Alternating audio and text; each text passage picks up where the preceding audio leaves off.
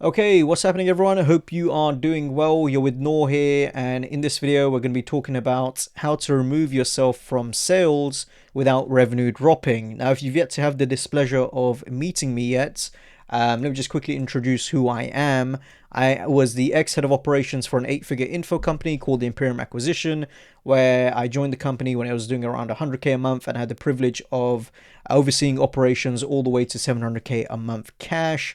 Helped the team grow from a team of 5, including myself, all the way to a team of 40. Supported fulfillment across 4,000 clients in the coaching space, which ranged from various verticals, and ultimately built systems that help founders scale without becoming the bottleneck.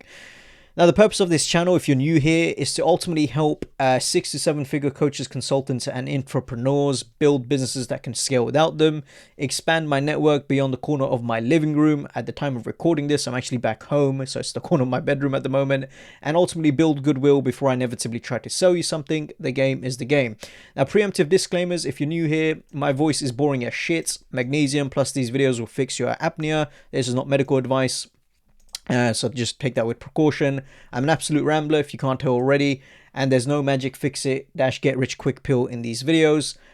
Message me if you find one. I've been searching for 8 years. Now let's get into the video topic at hand.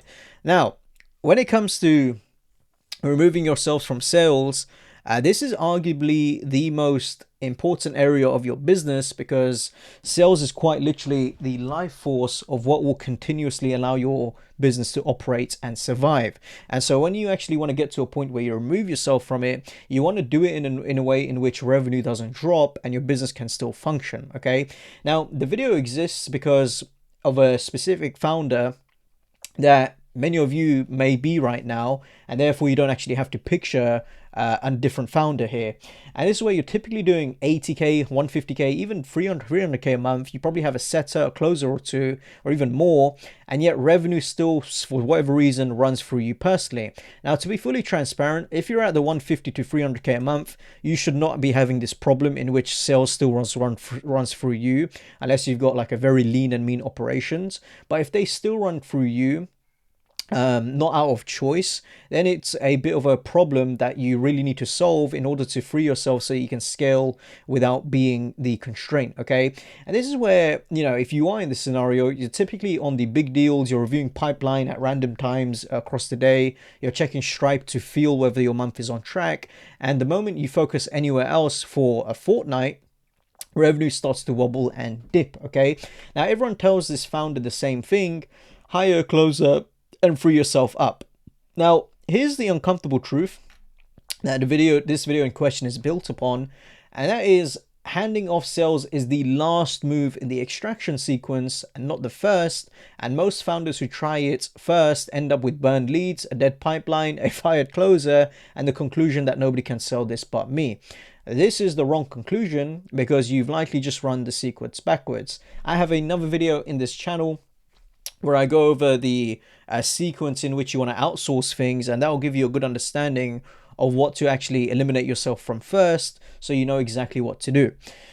Now, this video in question here will give you the complete ordered path from being the only closer to closing alongside reps to stepping out of closing entirely, and then to install the reporting layer that replaces your presence, to then hiring the manager who babysits the whole thing. Okay, so what will eventually happen is that revenue becomes a department you read about in a report, as opposed to a job that you personally do. Okay, one thing that I want to touch on here as well, where one mistake is that you hand off sales too early, in the sense that even though you've got a proven process yourself in place, sometimes you may end up pulling the trigger early. On the other hand, what's even worse is if you hand off sales without knowing how to do it. Okay, I have met so many founders that have done this, and I even spoke with one recently who's literally packed up his business and shut down shop because he was unable to learn to sell, and his business was contingent on other people selling for him, and when they didn't know how to sell, he didn't know what to do. Okay, so it's very important to understand that you need to earn the right to outsource across different areas, and when it comes to sales specifically, that is the most important area, I'd argue, when it comes to earning the ability to outsource. You can't get away with cutting corners and bringing a closer when you yourself don't know how to sell. Okay, now here is a quick word before we start, and I'm going to clarify what I am and what I'm not. I'm not a sales trainer, nor have I ever been an official closer. Funny story, I was a closer in my previous role for literally 3 days before I asked to quit, because I hated sales. And then a week later, I was asked to run the operations, which I'm grateful for because that then turned into a wonderful 4-year relationship. So I'm not going to teach you tonality, objection handling, or how to pitch. There are way better people for that, way more experienced people. And this video in question, it doesn't need any of it, okay? What I have done, however, is sit alongside sales operationally inside a business that scaled all the way from 100K a month to 700K a month. And during that time, I quite literally worked with more than 20 sales reps and 3 different sales managers. And I was involved in the reporting and visibility layer that the founders used to run the sales department without being inside it, okay? I also worked very closely with our RevOps guy at the time, whose name was Christian, and he was overseeing all the numbers, all the reporting, all the day-to-day metrics for the reps in question. So I have watched what happens when a founder steps out too early, what happens when they never step out at all, and the exact structure that lets them leave without revenue dropping. Because here's the thing, removing yourself from sales, it's not a sales problem, it's a structural problem, okay? A sales trainer's whole worldview keeps you in the team selling better. Now, the operator lens is the only one that gets you out. Now, these are different things that we're going to cover in the video here. The 2 sales dependencies, the proven process rule, the setter first move, the extraction path to actually get out, closing alongside your reps, when to actually replace yourself, the authority objection, team structure maths, when to hire a sales manager, and managing the manager in question. Okay, and you can pause the video to get a good idea of the things that of each of these things in a bit more detail in terms of what we're going to cover here. Now, when this becomes relevant, a few different stages. You have reps where you're still personally closing the big deals, and then revenue dips whenever you focus elsewhere. You're reviewing calls, chasing pipeline updates, and then checking Stripe daily to know where the month stands. You're thinking about hiring your first closer, and you don't want to burn leads, finding out you did it wrong. You've got 2 to 3 reps, and you've quietly become their full-time manager on top of your actual job. And you're about to promote your best closer into a manager role, and something tells you to check first. Please, for the love of God, do not do this without appropriate due diligence, because just because someone's a good closer doesn't mean they're a good manager. It's two completely different roles. I've seen other people do this. I've advised clients who have done this long before I stepped in, and it was a bit too late because now they have a bad manager, not to the fault of the closer, running the show simply because they don't know the difference in dynamics in that specific role when it comes to managing versus closing. Now, if sales is a department you can least imagine running without you, that's exactly why it needs this treatment, okay? It's usually the last one founders free themselves for and the one they do the most wrong. Now, a couple of decisions this should help you avoid at the end of the video, or by the end of the video, sorry. Help you avoid hiring a closer before a proven process exists. Again, I've seen someone do this and now their business has blown up in a bad way. Helps you avoid hiring a rep at 30K a month when they see that it can't pay what good talent demands. So this is another thing where if you're doing like sub 80 to 100K a month, cash by the way, you're not going to be able to attract, good quality closers, because good quality closers in the current climate we're in right now, they want to make 10K a month and beyond as the minimum, okay?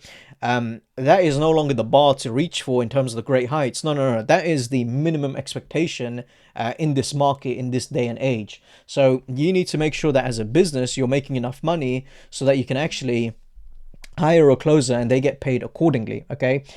And therefore, if you're trying to hire a closer at 30K a month, it's just not financially viable unless the closer is invested in the trajectory of your organization. But to be fully transparent with you, you need to look at the economics of your business in terms of increasing your price or simply doing more sales yourself and getting more units in until you are able to actually justify on a financial level paying what a good closer is worth.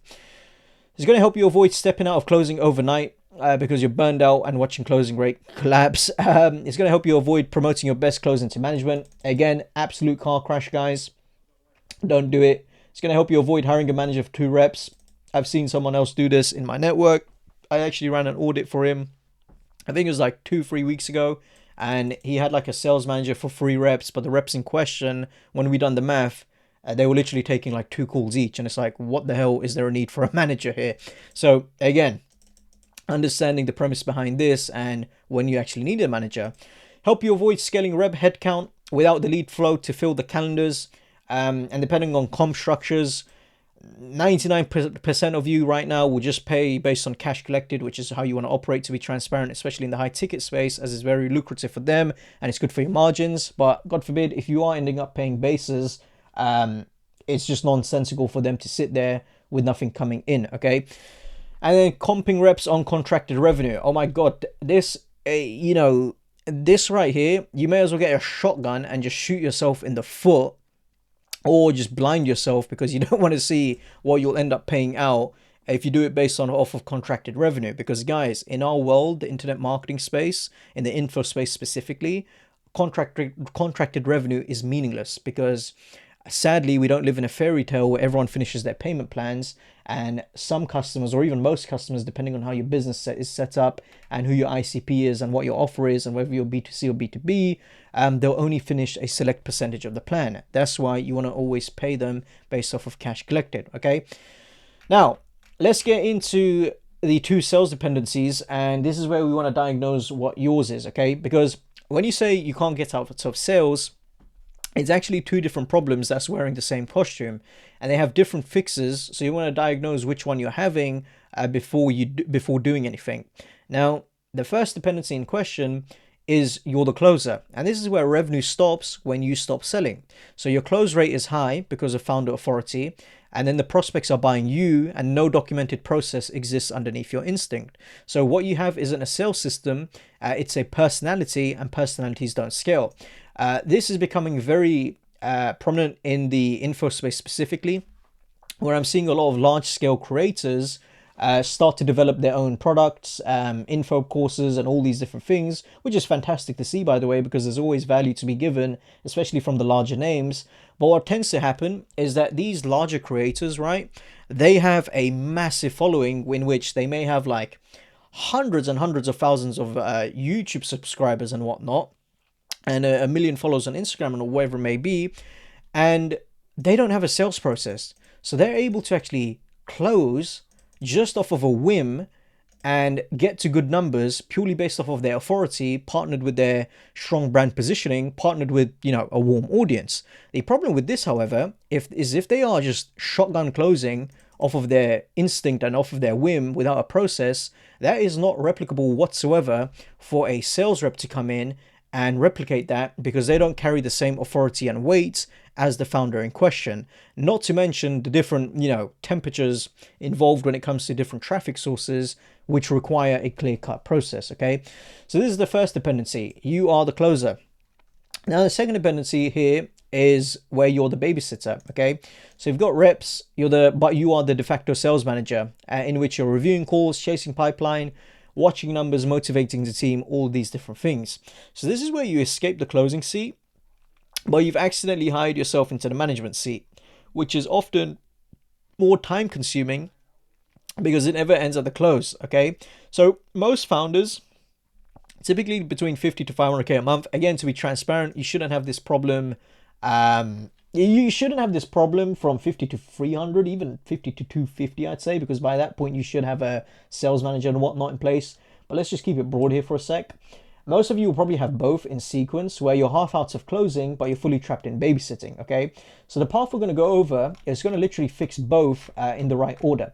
Now, stage 0 is where we want to prove the process before we hire anyone, because the single most expensive mistake in this entire video is that you hire a rep before a proven process exists. Guys, I'm going to sound like a broken record here. I know someone that has literally had to shut down his business because of the fact that he did not want to learn sales and establish a proven process, and he outsourced sales to other people, okay? For that reason alone, the business tanked and he was not able to manage sales reps accordingly. So you cannot just hand off of an unproven process and hope to God that someone else can take it over, because it simply does not work, at least all the time, okay? You can't hand off founder authority plus instinct, and there's nothing for the rep to run, so therefore the rep in question, they improvise, the close rate halves, the leads burn, and you conclude nobody can sell this but you. So a process is proven when the following exists outside of your head.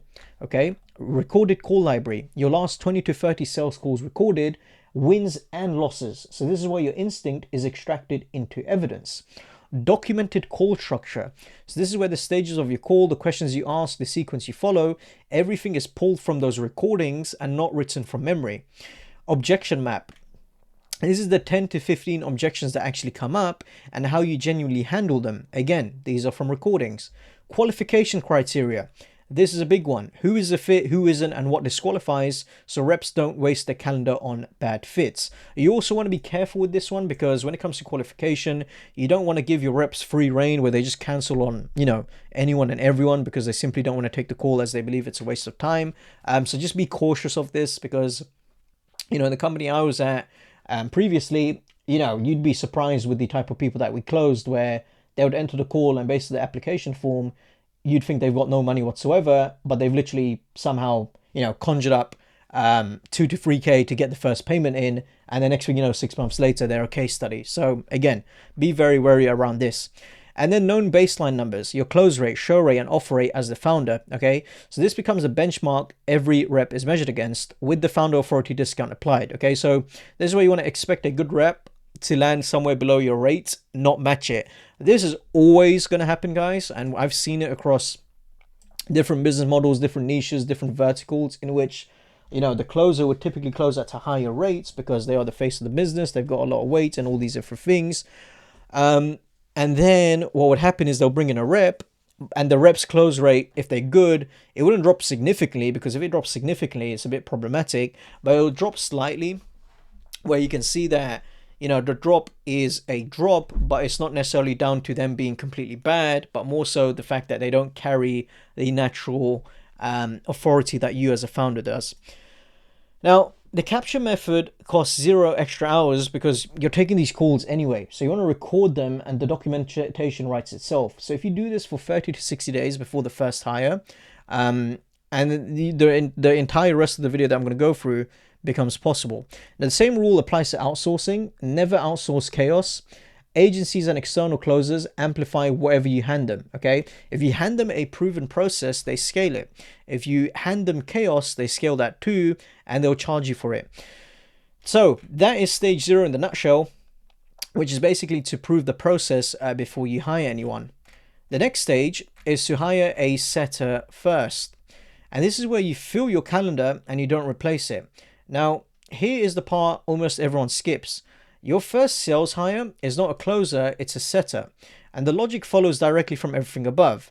You are the best closer in the business, highest close rate, founder authority, 0 commission. So the highest leverage first move is not replacing you in the seat, it's maximizing how many, hits you get in.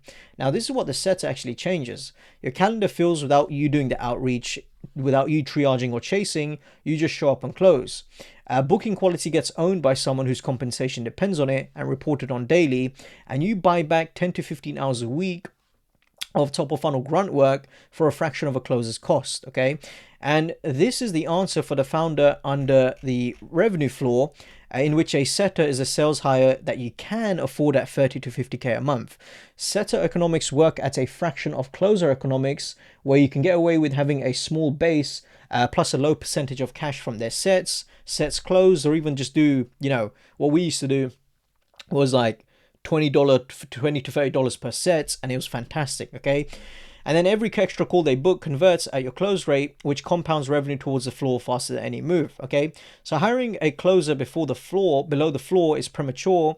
Hiring a setter below the floor is often exactly right. And by the floor, we're talking about, beneath 80 to 100K a month, where really and truly, you don't got the financial bandwidth to have a closer in place where it makes financial sense for a good one to be with you.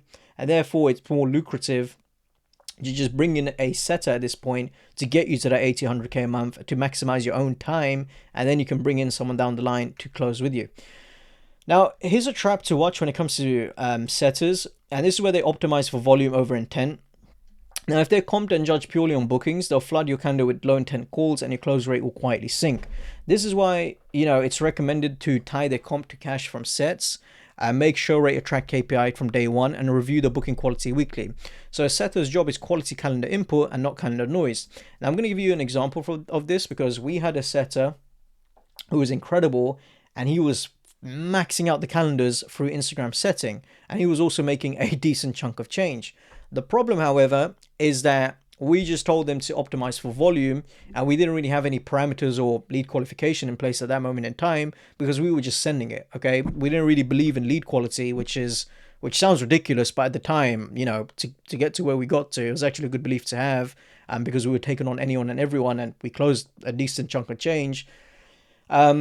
We ended up having lots of poor leads from Instagram, and it was just wasting a lot of reps' time. So long story short, we did eventually realize that actually optimizing for volume over intent and not prioritizing lead quality was doing more harm than good. So this is something to really watch out for. Now, let's say, for example, your leads are inbound. So this is where it's like, you do paid ads, and there's like self-booking funnels in place where it's like, you got organic traffic coming in and whatnot. This is where, if your acquisition's inbound, you get paid ads into a funnel where prospects book themselves, then the calendar filling job in question is already being done by the ads, and a classic outbound setter may not be relevant, okay? It's more so that the principle of this stage is what matters, not the job titles, because what I want to drill home here is that your calendar fills without your labor. So for outbound and DM-driven offers, that mechanism is a setter. For inbound offers, it's your funnel, and the setter role either shrinks or shifts, okay? So where a setter would still earn a seat in an inbound business, so speed to lead dialing, this is where you call the leads who opted in but never booked. Minutes matter here, and this is often the highest return on ROI activity in the entire funnel. No show and reschedule recovery, chasing missed calls and rebooking them, because every recovered call is a call you already paid for, so you may as well get them on the call, right? Pre-call nurture and show rate protection, confirmations, reminders, intent checks between booking and call, so protecting a show rate your close rate sits on. And then list reactivation, so this is where you mine old leads, dead deals, and past notebooks, and then the revenue, this is revenue from spend you already made. So one thing I want to note here, especially from an inbound standpoint, one of the things we basically had these two here, and then the setters. We actually had 3 of the 4, and we should have had this second one, because this would have been a good thing to add on the setters plate, but that is done and dusted now. But yeah, long story short, one of the things that we done when it came to an inbound setup, we had like 7 to 8 leads. We had like 7 to 8 setters in place, in which, for example, whenever someone would book a call, and or whenever someone would opt in and go through the funnel and whatnot, but they failed to complete their details or book a call, we would have setters just pick up the phone and dial immediately to see how they are, how they're getting on, if they had any confusion, if they needed any clarity. And then 9 times out of 10, the prospect in question did actually need some clarity, and they needed that nudge to finalize their booking. Alongside this, we also had people in which they booked, and then as soon as they booked, a setter would dial them, qualify them, triage them, either keep them on the calendar or throw them in the bin completely, depending on what's on the plate. And again, this alone, it was extremely effective. Okay, now the trigger to hire one is basically when the leads you're paying for, but you're not converting into taking calls, represent more monthly revenue than the seat costs. Okay, because you're already buying the leads, and therefore an inbound setter monetizes the waste. And if your funnel self-books cleanly with a healthy show rate and minimal leakage, you can skip the entire setter entirely and let the ads do stage 1's job and move straight to stage 2. So setter isn't always needed, but to be transparent with you, again, across various verticals I've seen this, you always want to have a setter in place, even if you are running self-booking funnels where most of the work is done through ads or organic and via sales and whatnot. You just want a setter in place to capture anyone that slips through the cracks, anyone that books, but you still need to triage on all these different things just so you can ensure that good quality is coming through the calendar. Stage 2, close alongside your first rep. Okay, this is the transition seat. So this is where you make the sorry, no, not stage 2. Where am I going? We're not finished with this.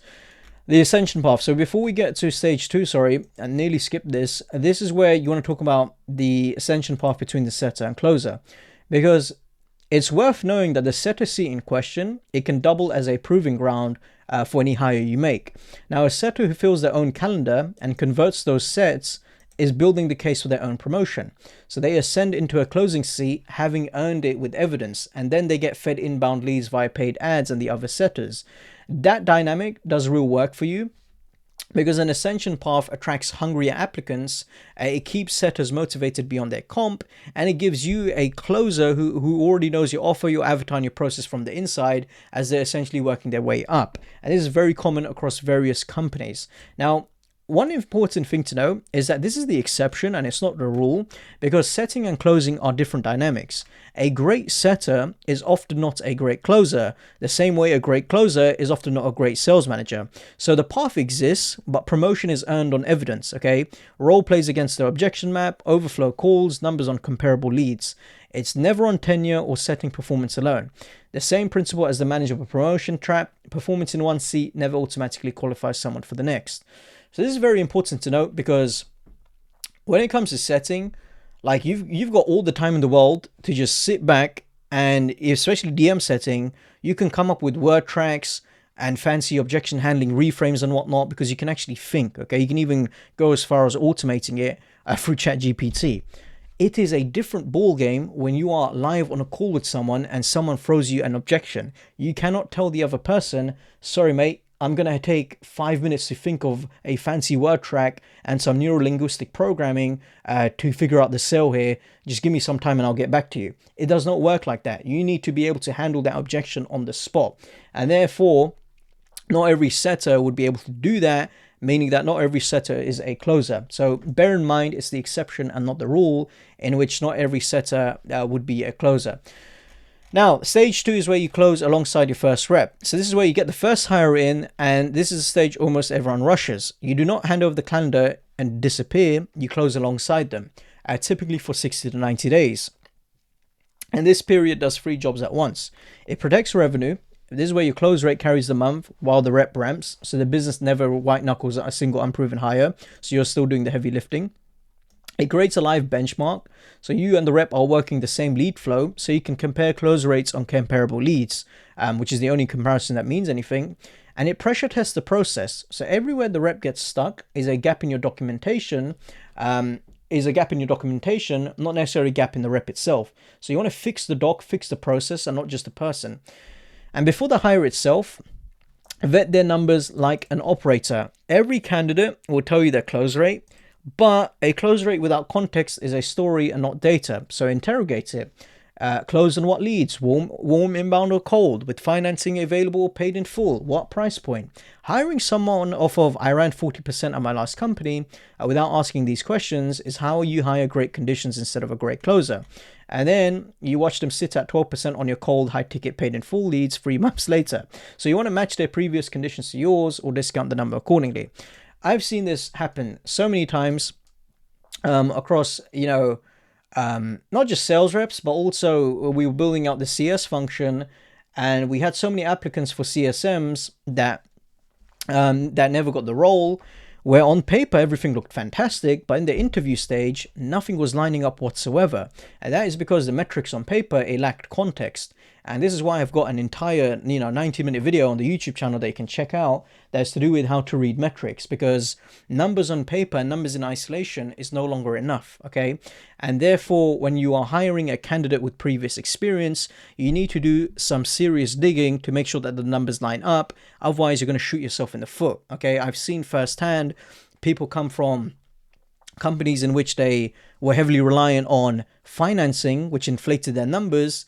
And when they suddenly jump on an offer in which financing isn't available, guess what? They actually have to start selling and, breaking the barrier of not having financing as a crutch next to them, okay? And it's a different ball game entirely.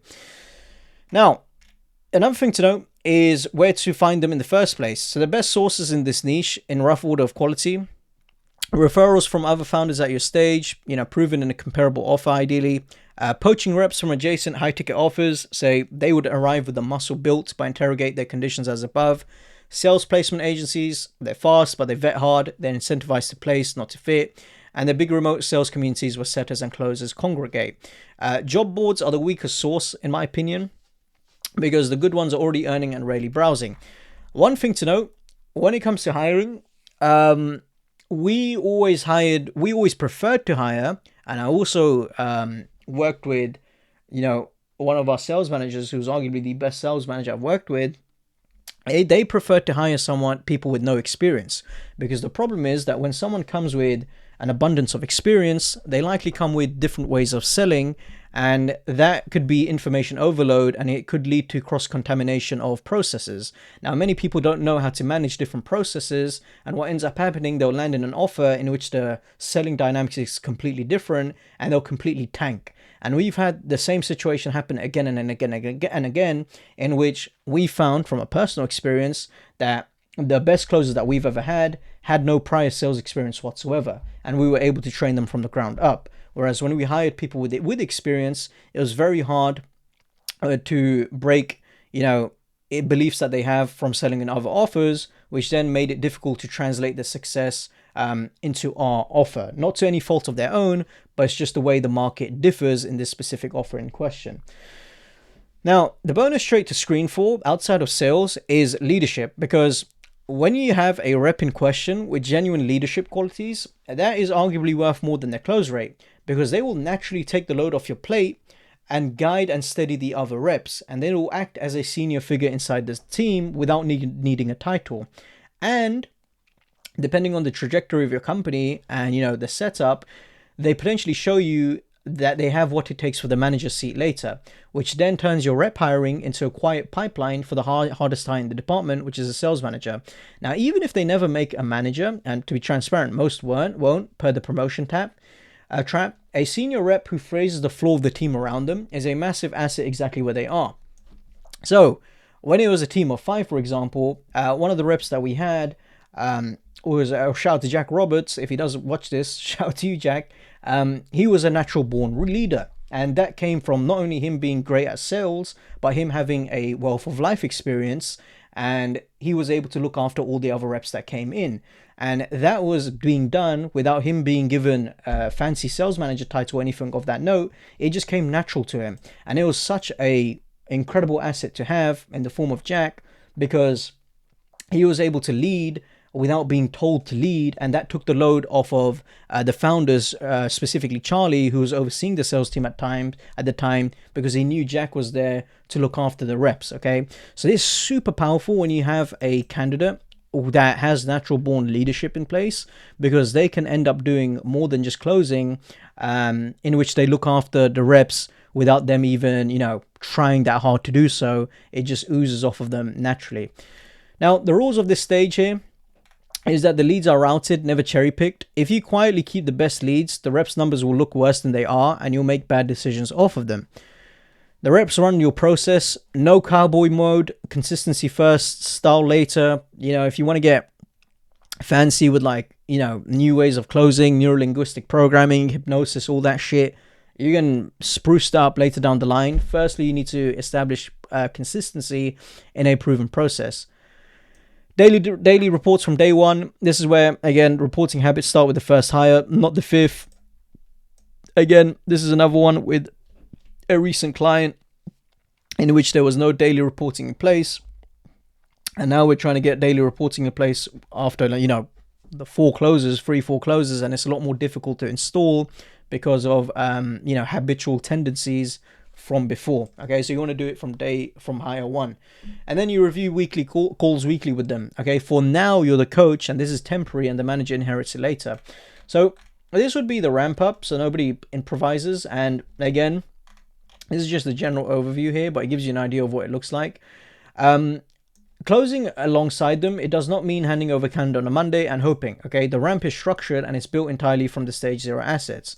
So week 1 is, they absorb, study the call library, the documented structure, the objection map, and the qualification criteria, and they tested on it and not just handed it.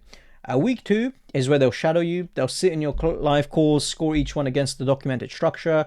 They'll learn the process by watching it win. And then week 3, role play and reverse shadow. They run mock calls against the objection map, then take real calls with you listening, feedback the same day, every day. And then week 4, they start to take calls and whatnot. So a rep ramp this way is productive in weeks and not months, and every gap they hit in ramp is a gap in your documentation, which you fix once and every future hire inherits. Okay, so you want to recycle this ramp for every rep from now on, and therefore onboarding becomes an asset, not an event.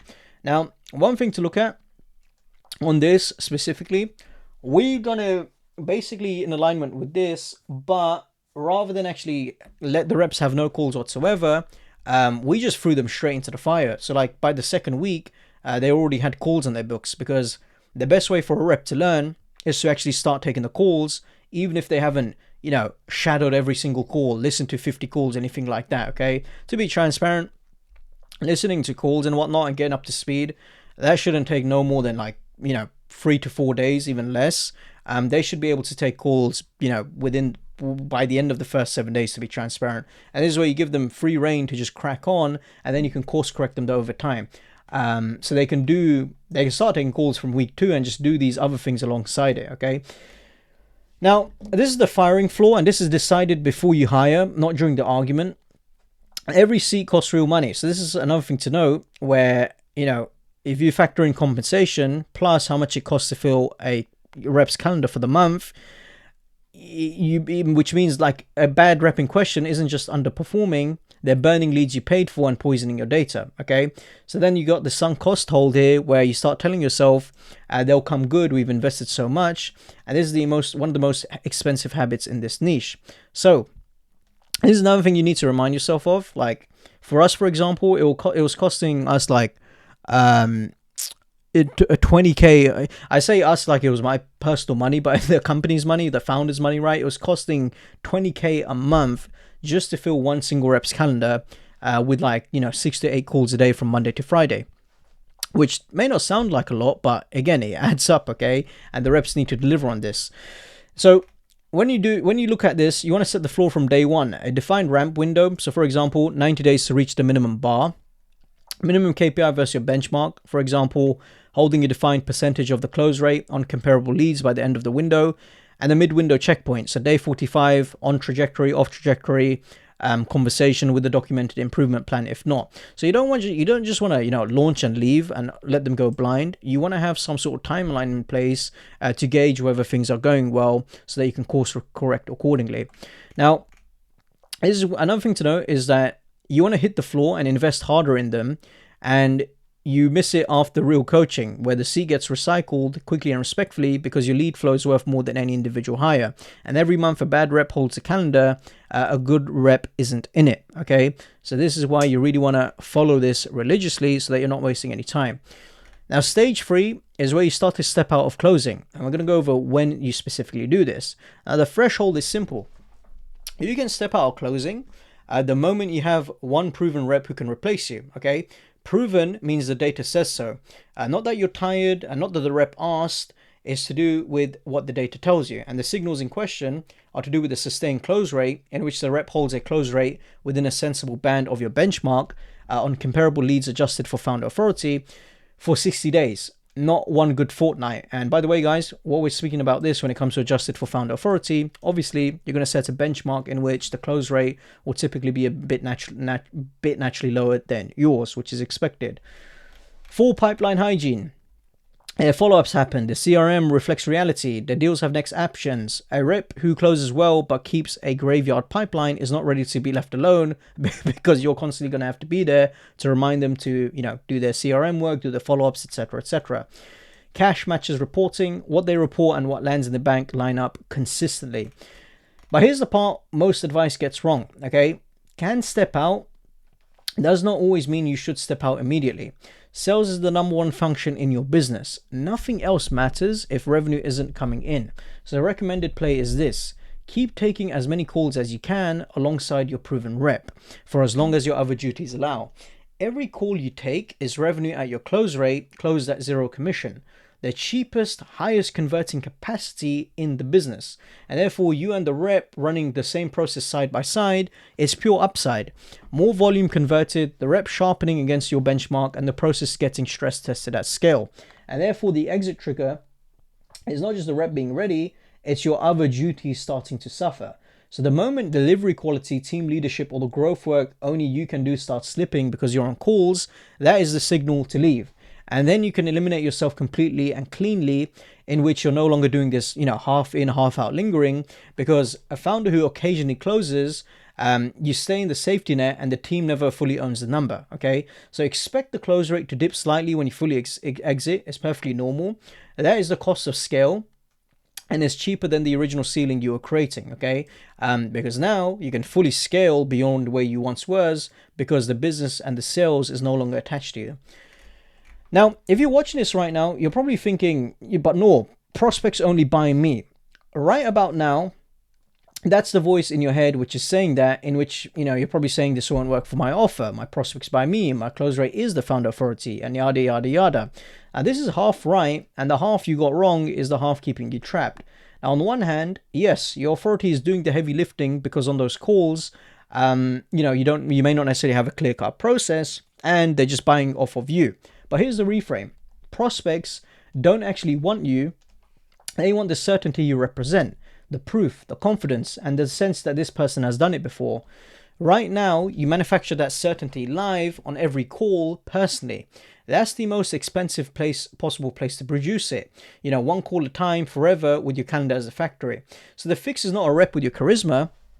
Is moving the authority out of your body and into assets that do the pre-selling before the call. So this could be, your content and the hero video. Prospects binge you on YouTube and Instagram before they book. Okay, they arrive already sold on the worldview and the person behind the offer. A VSL that carries the pitch, the offer, the mechanism, and the proof delivered by you on video, seen by every prospect before the call, so that the rep isn't introducing anything; they're just confirming it. A case study and proof stack, again, results doing the convincing, and no live performance from you is required. When you have, pre-call assets like this and pre-sale assets like this, the rep isn't replacing your authority, they're harvesting it, okay? The prospect shows up pre-sold by you and the rep just runs the process. That's why founder-led brands scale sales teams all the time, and it's why the close rates dip when you exit, because it's because when you exit it, it's just a dip and it's not a complete collapse. Now, if your funnel has no pre-selling assets, you want to build them alongside stage 0 to 2, because this is what makes stage 3 survivable. Now, I'm assuming for many of you at this moment in time, you already have like a content and a hero video, a VSL that carries a pitch, a case study and proof stack, all those different things. So you're all good in that department. Now, the fourth stage is where you install the reporting layer. So this is your eyes without your presence. And I've got an entire video dedicated to this, to do with the daily reporting system. And we go into, sale closer reports, setter reports, and sales management reports, which you guys can check out on the channel. Now, here's what actually replaces you in the sales department, and it's not a person, it's the reporting structure, because until this exists, stepping out of closing just converts you into a babysitter, and dependency A becomes dependency B, and your calendar never notices the difference. Now, the hierarchy here is simple. Setters report pipeline input, and this is to do with, they do this daily, they talk about outreach volume, interested leads, triage, all these different things, okay? Poor setting silently destroys close rate, so this layer must be visible daily. Then reps report conversion and cash daily. Okay, the calls taken, offers made, closes, deposits, cash collected, all these different things. What went well, what cost deals, what improves tomorrow. The manager, which you'll bring on later, reports signal. This is one compressed executive report. Pace versus target, red flags, underperformers, and what's being done without them. And then you receive clarity. You open up Slack, read one thread, you know the states of revenue in minutes, okay? And the dips show up here long before they show up in Stripe. Revenue is theory, cash is reality, and you want both of these things reported. And you want to keep the reports structured and short. The moment they become essays is the moment you stop reading them and the system dies. If a metric does not affect revenue, it does not belong in daily reporting. Now, the coaching window, in terms of what it looks like after you exit, before the manager exists, is the following, okay? This is where you'll typically have, you're out of closing, you have 1 to 2 reps, but no manager exists yet. So who develops the reps? Now, this is where you do temporarily, and you don't do it lightly. During this window, you want to run call reviews daily or 3 times a week at the absolute minimum. Sales is the most important function in the business, and it's precisely the stretch where standards slip if nobody's watching, okay? A weekly check-in here is how a 30% close rate quietly becomes 22% before anyone notices. Now, to be clear on what this is, reviewing recorded calls against the structure, delivering fast feedback, 30 to 60 minutes a day, not a return to the trenches. Now, if you supplement it with reps peer reviewing each other's calls, when they get to a certain standard, this will accelerate everyone's progress. And this cadence is temporary by design. The manager will inherit all of these things at 3 to 4 closes, but until that seat exists, rep development is yours and it stays intense as it should, as this is the most important thing in question. Now, I want to go through some maths here, because before you actually add headcount, we want to run the numbers, because here's the thing: reps don't create demand, they convert it. And a rep without a full calendar is a salary watching YouTube. Now, the revenue floor is where you look at when you ask yourself, can you even afford a good rep, which is what we touched on previously. So before any of the maths below, check whether you're even at the revenue point where, hiring makes sense. Like I mentioned, good reps want to be earning 10 to 15k a month as the bare minimum. And at a 10% commission on cash collected, which is industry standard, that means the seat you're offering must run 100 to 150k a month in cash through that rep for the role to pay what good talent demands. Now, look at the founder doing 30k a month trying to hire a closer. That seat will pay 3k a month.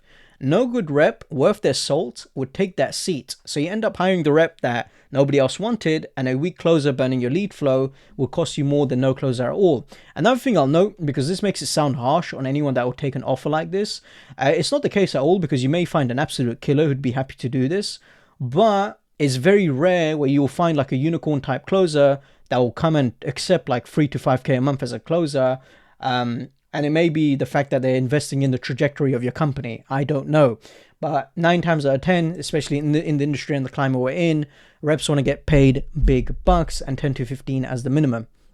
Now, when you're below the floor, the move is simple. Just keep closing yourself, okay? Super simple stuff. And then bump your ticket price so each close carries more cash, okay?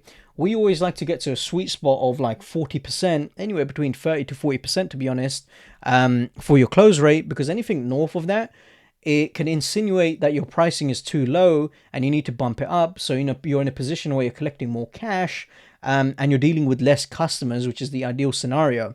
Now, higher ticket means the same call volume produces rep-worthy economics sooner. If you get the economics right first, you want to get the economics right first so that you're in a position to then hire. At 30k a month, I need a closer is almost the wrong diagnosis. Acquisition and pricing are the constraint, not your calendar, okay? And as covered in stage 1, there is a sales hire that makes sense below the floor, which is a setter. Now, reps versus revenue, and this is where you're going to work backwards from capacity. A full-time high-ticket closers calendar should be built for 8 booked calls a day at minimum, at least in my personal opinion, if you do want a full-time closer. And that is before show rate, so in reality, they may end up taking 5 to 6 calls, which is roughly 160 to 175 book calls a month. From there, the maths is simple. At your average deal size and a rep's expected close rate, one full calendar would equal, a known monthly revenue capacity. Add the next rep when the calendars are genuinely full and lead flows overflowing, not when revenue feels slow, okay? Adding reps to fix a demand problem is paying more people to share the same starvation, and it doesn't make any sense whatsoever. Now, here's the real cost per rep, and this is the part everyone misses. It's not necessarily the compensation, it's the cost of filling their calendar, which is what we touched on. If your cost per book call is, for example, 50 to 150 from paid traffic, then one rep's full calendar of 160 to 175 booked calls could be anywhere between 80 to 25k a month in lead cost before they close a thing. So you want to know your cost per call and multiply, and that number is the true price of each seat. And it's why hiring rep 3 before reps 1 and 2 is full is one of the most common cash leaks in this niche. And this is why whenever you're working with a media buyer, guys, especially running the ads, you never want them to ask, how much do you guys want to spend or anything like that. They should have the competency to be able to reverse engineer your numbers in terms of what you want to achieve on a revenue level and what it's going to cost you to fill up the reps calendars in questions. Now, again, this 50 to 150, 100 cost per call is just an example. In various industries, it fluctuates depending on your ICP, your avatar, the way your offer is conditioned, and all these different things. Okay, it could be higher, it could be lower. Now, here's what to pay, and this is where you want to keep compensation brutally simple and aligned to reality. Super simple stuff. Closes 10% commission on cash collected. It's the industry standard. Cash collected, never contracted revenue. Pay comms on money that hasn't landed, and you will personally fund the gap when panel ends default. And then you also want to put a clawback policy in writing from day one. where if, for example, a client refunds or chargebacks, it reverses the commission, okay? This should be the standard up front, whereas if you introduce it after a dispute's had, it can result in a war between you and a rep due to a misunderstanding in place, okay? Setters, small base plus percentage of cash from their booked sets, commonly between 2 to 5%. So they must feel the revenue impact of set quality, or they'll just optimize for volume and flood the calendar with low intent calls. And then finally, sales manager. This is where you can actually do it, set it up in different ways, but you can get them on a base and plus an override on team cash collected. Or you can you can just give them straight up rev share or a percentage on cash per month. Ideally, you want to pay on team performance, never their personal closing, because as a sales manager, the comp structure should be designed in a way it pushes them away from taking deals. One of my clients, for example, at this moment in time, we fleshed out a structure for him in which he's still closing, but the structure is designed in a manner in which he's now going to get a percentage of what the other closers close when they hit certain KPIs. And then as we scale up, he's going to be graduating into a sales manager completely, where he's no longer taking calls. So you want to do it in a way where it benefits the sales manager not to take sales calls, essentially, because at the end of the day, you want them managing and you don't want them closing. Now, stage 5 is the sales manager, and this is the babysitter hire. So this manager exists so that the reporting layer, the coaching and the pipeline discipline and the performance management all happens without you. Now the trigger point is consistent. When the team grows beyond 3 closes, managing every sales conversation stops being founder compatible. Below that, you want to consume the rep, etc. reports yourself. It takes minutes with the proper structure, and you want to bank the salary. Now what the manager actually owns here is typically 3 pillars here. Rep performance, coaching, call reviews, one-to-one development, pips where needed.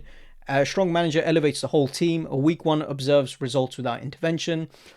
Pipeline health, every deal has the next action, follow-ups happen, dead deals get cleared, etc., etc. An inflated pipeline creates false confidence and garbage forecasts.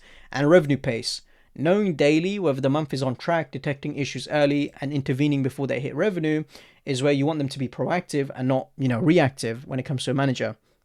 And then critically, the manager should not be closing. Again, their job is to multiply results through others, and the manager carrying a personal calendar is a closer with the title and a team of orphans, okay? As bad as that sounds. You want them managing, guys.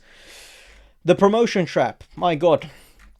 This is something that I was dealing with 2 of my clients recently, where they've promoted their best closer blindly. Now, this is the most common way founders create the role, and the most common way they ruin it at the same time is where they promote their best closer. Closing and managing are 2 completely different skill sets and ball games. The reason this promotion backfires is because your best closers merit to closing. Owning their deals is their identity, and letting go of individual deal ownership is the single biggest struggle in transition. And therefore, alongside this, you lose your best closers revenue and gain a mediocre manager. 1 move, 2 downgrades. Alongside this, if they didn't want the role and you shoehorn them into it, performance drops and resentment builds. Misprofiling people into promotions they don't want is how you lose them entirely. Now, before promoting anyone, check for the actual management profile. This is where, they get genuine satisfaction from other people's numbers improving. They already coach informally. Newer reps go to them and leave better. They're process-minded. They care about the pipeline being clean and not just their own deals. And they want it. They state it, and it's not assumed by you. So if your killer closer doesn't fit that profile, just let them keep cooking, okay? A great closer earning great commission is a massive asset exactly where they are. Hire or develop the manager completely separately. Do not force it. And then stage 6 is where you as the founder would manage the manager. This is your entire remaining job.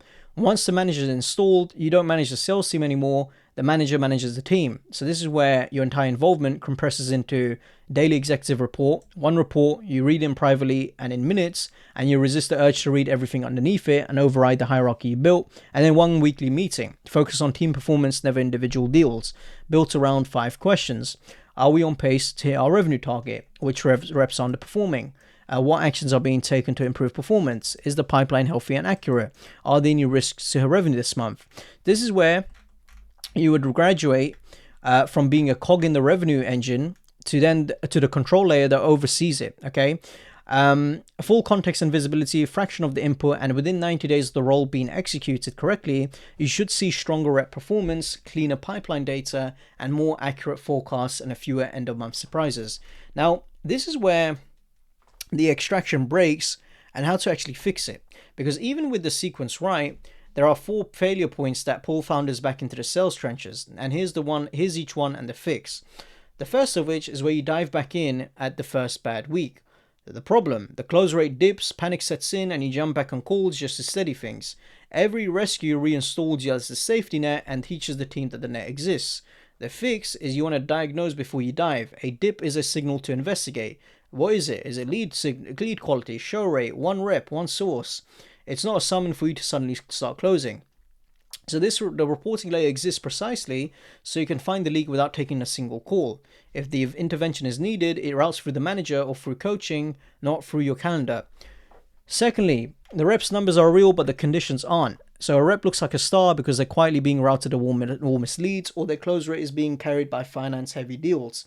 So you make promotion, comp, and step out decisions off of numbers that don't mean what you think they mean. So the fix behind this is to segment before you judge. Close rate per rep, per lead source, per payment type. Routed leads, transparent distribution, and comparisons only ever on comparable conditions.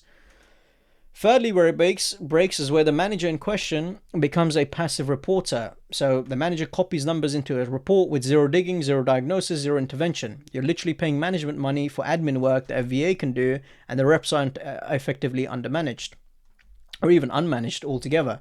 So the fix is to require the report to answer what was flagged, what was done about it, what changed, so they report action and not just observation.